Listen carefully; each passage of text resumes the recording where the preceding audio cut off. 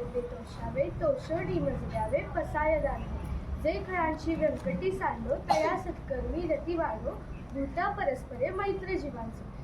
याचा अर्थ असा की हे विश्वाच्या आत्म्या माझ्या शब्दयज्ञाने प्रसन्न होऊन जे लोक वाईट विचारांचे दृष्ट किंवा स्वार्थी आहेत त्यांच्या मनातील वाईट विचार नष्ट होऊ देत आणि त्या लोकांची चांगली कर्मे करण्याकडे आवड प्रेम वाढो हे प्रसादाचे दान द्यावे.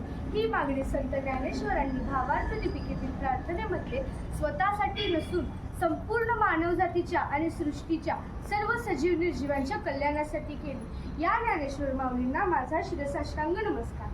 नमस्कार, मी नितिशा नंदिनी नवदीप जाधव, नूतन मराठी विद्यालय ब्रँच नंबर 1 कोल्हापूर या शाळेची विद्यार्थिनी आज आपल्या समोर विषय मांडत आहे हे विश्वची माझे गरज.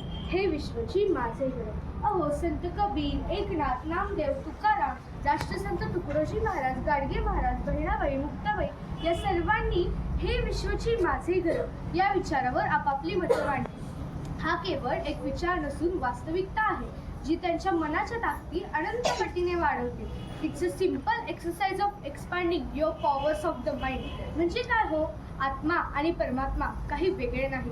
फक्त आत्मा जेव्हा एक शरीर धारण करतो तेव्हा त्या शरीरालाच स्वतः श्रेष्ठ मानतो, परंतु संत मंडळी मात्र या स्वतः पलीकडे जाऊन जेवढी म्हणून माणसं या विश्वात आहेत ते सगळे ईश्वराचे अंश आहेत, त्यामुळे त्यांचं कल्याण होणं म्हणजे माझं कल्याण होणं असं मानतात. उदाहरणार्थ, एक साधा कुटुंब प्रमुख काय मानतो की माझी तब्येत चांगली आहे तेवढ्याने पुरेसं नाही. काय हो, माझ्या बायकोची कायम तब्येत बिघडते, आमचं सगळं छान चाललंय पण आई सारखी आजारी पडते.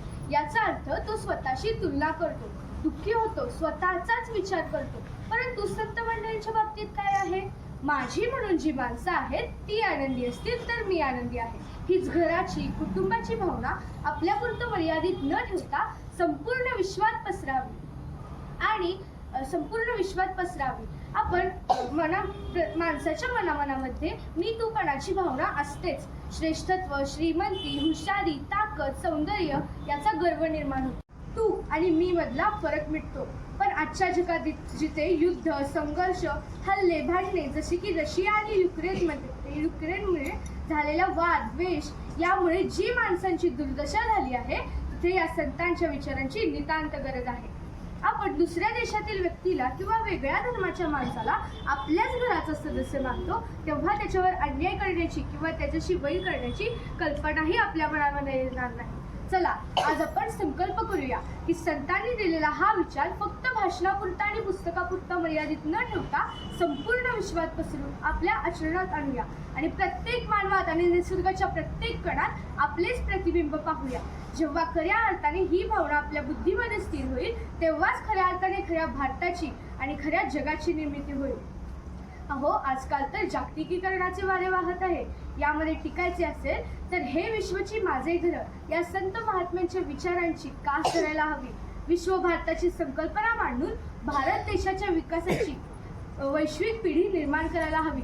सर्व भाषा, प्रांत यांना एकत्रित जोडणारा साहित्याचा धागा पकडून एकात्मतेचा विचार करायला हवा आणि हा वैश्विक विचार शांतीचा, समृद्धीचा, पण तोही पर्यावरणपूरक विचारधारेचा, एकंदरीत वसुधैव कुटुंबकम ही संकल्पना मांडावी. त्यातूनच आपल्याला भविष्यात येणाऱ्या संकटांना तोंड द्यावयास लागू नये. जसे की नाशिकमध्ये होणाऱ्या कुंभमेळाव्यासाठी चाललेल्या वृक्षतोडीसाठी एकत्रित लढा देऊन मात करूया. प्रत्येक माणूस, प्रत्येक झाड, पक्षी, नदी, डोंगर हे सगळे एकमेकांशी जोडलेले आहेत. आपण या विश्वात एकटे नाही, आपण या महान विश्व परिवाराचा एक छोटासा पण महत्त्वाचा भाग आहोत. म्हणूनच हे विश्वची माझे घर ही भावना अंगीकारा, कारण जेव्हा आपण या विश्वाला आपलं मानतो तेव्हाच तेव्हाच खरंच आपलं आयुष्य मोठं होतं आणि सुंदरही. हेच शिकवलं संतांनी, हेच सांगितलं विज्ञानाने आणि हेच अनुभवतो आपण जेव्हा मन शांत असतं. हे विश्वची माझे घर ही फक्त एक कविता नाही, एक दृष्टी, एक वृत्ती, एक आत्म्याची उंची आहे. म्हणूनच असे मानणारी भावी पिढी घडवूया. हे विश्वची माझे घर हे वाक्य सार्थक ठरूया.